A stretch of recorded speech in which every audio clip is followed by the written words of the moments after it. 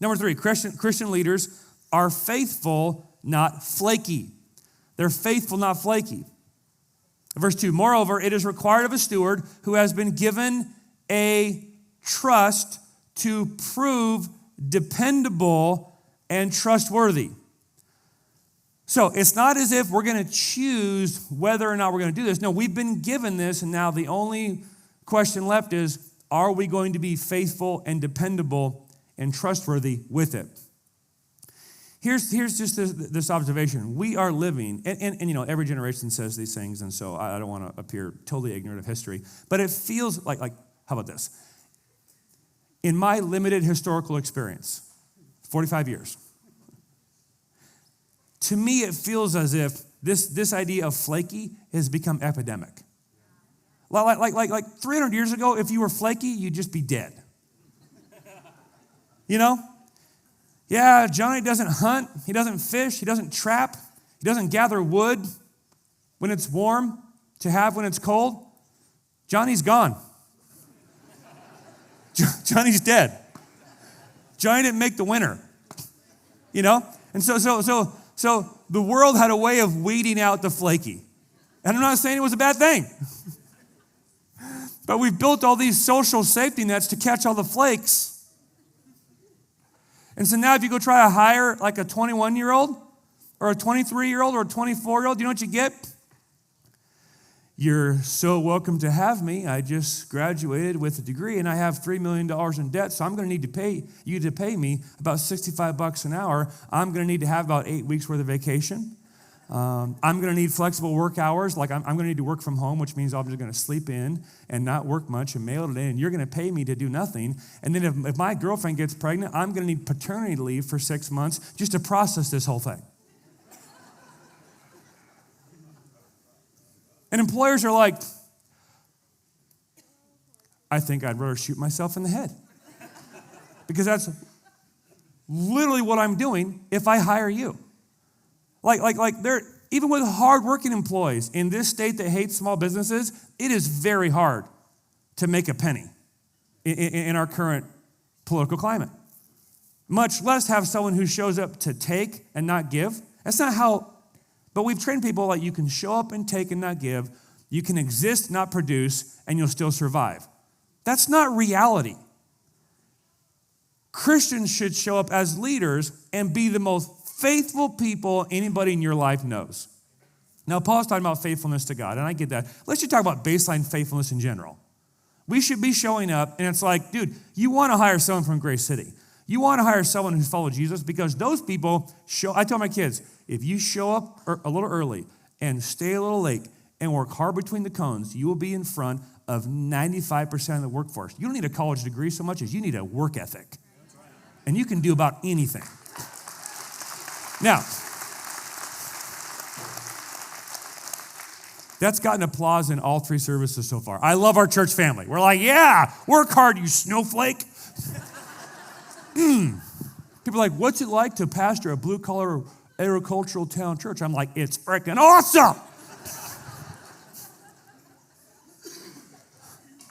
I had this great Americana moment this week. I'm going to be over time now, but it's okay. We're having fun. Our power went out. Our power went out on Friday morning, Friday of the conference. And Sharon wakes me up, honey. And she does it a certain way so as not to get shot. And I'm not even kidding. She's like, she starts far back, honey, I'm coming in. Honey, I'm getting closer. And then gentle high on the chest. So it's not like, ah! You know, I just come out of this deep sleep. Ah! You start choking my eyes. So like, honey. I'm like, She's like, the power went out and I'm leaving. So good luck. And I'm like, you're leaving like forever? We have to do a marriage conference this weekend. No, my wife wouldn't leave forever. She loves me, I think. Did I do something? I mean, all these, 6 a.m. thoughts that Pastor Josh has. I'm like, no, shoot, take the kids to school. Okay, yeah, right. And so she leaves and I'm like, it's not cold in my house. It's warm in my bed. And then I think, hey, it's 5 degrees outside. It'll be cold soon. So I get out of bed. I'm going to go build a fire. Get a couple fires built. And I'm excited. You know why I'm excited? Because now I have to survive. Yesterday, I woke up and I had a heat pump and electricity, and it was boring. Today, I'm waking up and all I've got is wood. and a will to live. And so I'm like tapping into like this primordial sense of manhood. I'm like, I love my life.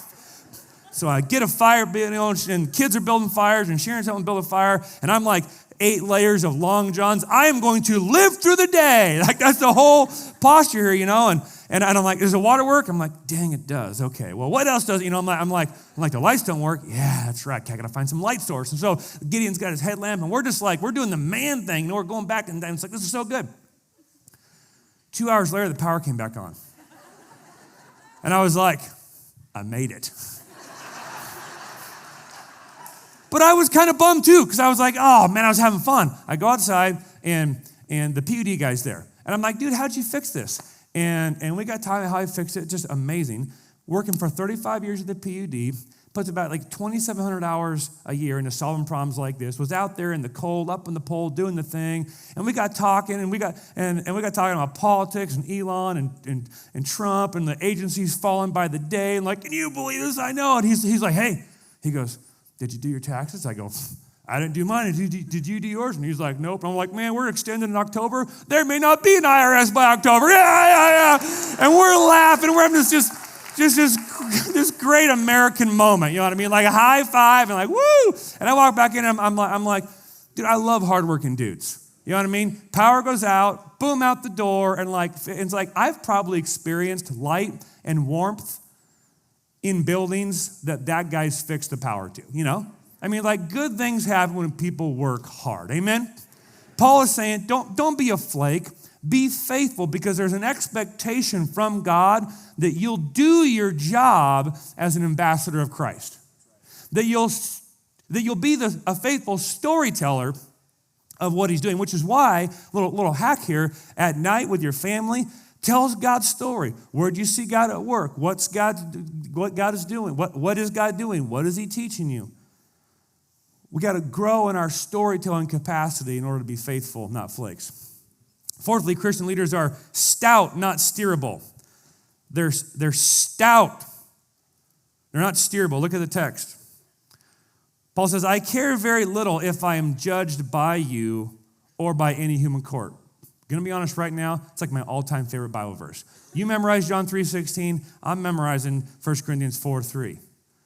Because most pastors read it as, I care very much about whether or not I'm judged by you or in a human court. Pastors are acting like they care more about what people think than what God thinks. Newsflash, you can't be a faithful storyteller of God if you care what the human courts say, what you can or can't say. Because human opinion and human courts are saying, stop telling God's story. And the damning evidence is in. By and large, many pastors and churches said, okay, if you don't want me to talk, I'll stop talking. And it happens through being emotionally sabotaged by people who hate God. And so through fake outrage, the mob makes you think you're being hurtful and unloving and bigoted. And we don't want to be hurtful. Anyone want to be hurtful? No. Anyone want to be unloving? No. Anyone want to be hateful and bigoted?